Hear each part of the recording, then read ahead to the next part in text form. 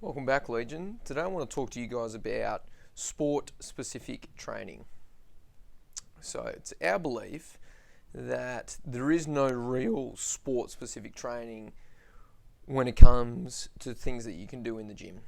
Now, sport-specific training to us is the training that you do on the field, on the court, in the pool, on the track.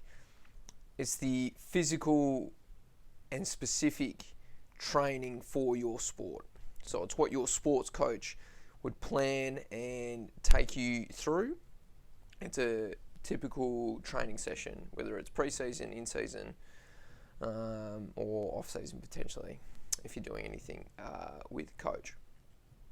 So we've got to be careful not to be confused that when we say we're trying to develop sport-specific stuff in the gym, that really what we're thinking about is what kind of carryover can this exercise give us to the field or the court or anything that we're doing playing sport. So we're going to be careful that it's really about how exercises transfer to your sport. Now, this means that there are multiple exercises or many exercises that can do the same thing for many different athletes in many different sports. So we take a bit of an 80-20 rule. So 80% of the time, the exercises and the movements are going to be similar across all sports. So we use a lot of things like trap bar deadlifting because it's a great way to strengthen the lower body, lower back, hamstrings, glutes, and it carries over to many different sports. I would not do it with an athlete just because they did a different sport. If anything, we might do something different, which is the 20%. This is more to do with maybe specific injuries that a sport might have a higher risk of. So we might add in more specific rehabilitation or prehabilitation exercise for certain sports. So for example, if you're playing like water polo or cricket or baseball where you're doing a lot of throwing and overhead movements, we might need to add in some rotator cuff strengthening work. And this might be more so than another sport like rugby, where you're not doing as much overhead stuff. You might still do some rotator cuff stuff, but it might not be as necessary and might pick other exercises to strengthen and stabilize the shoulder girdle. So there's a great book out at the moment called Range.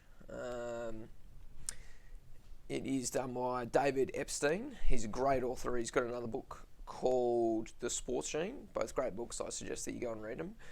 Anyways, this idea of generalists living in a specialised world and how they can actually succeed and dominate in that world.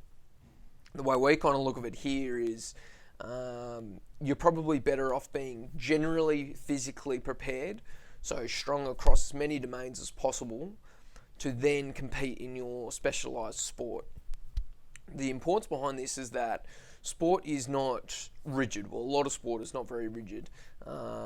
Golf might be the exception here, but most sports have trends, but things can happen very differently. I think you could easily say that no one game of AFL, rugby, soccer, basketball, etc., is exactly the same.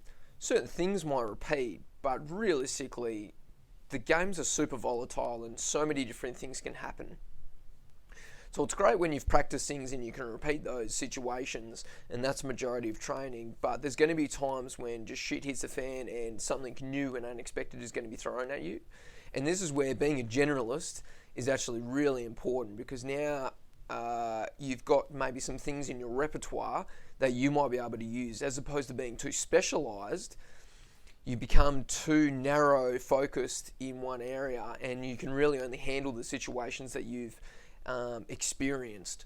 So being a generalist allows you to potentially handle those unforeseen circumstances a lot better than if you just specialised in one area. That's just kind of my one example. There's many more. If you've got any, I'd love to have a chat about it. This is always a bit of a hot topic. And can be taken out of context really easily in regards to, is there such thing as a sport-specific training program?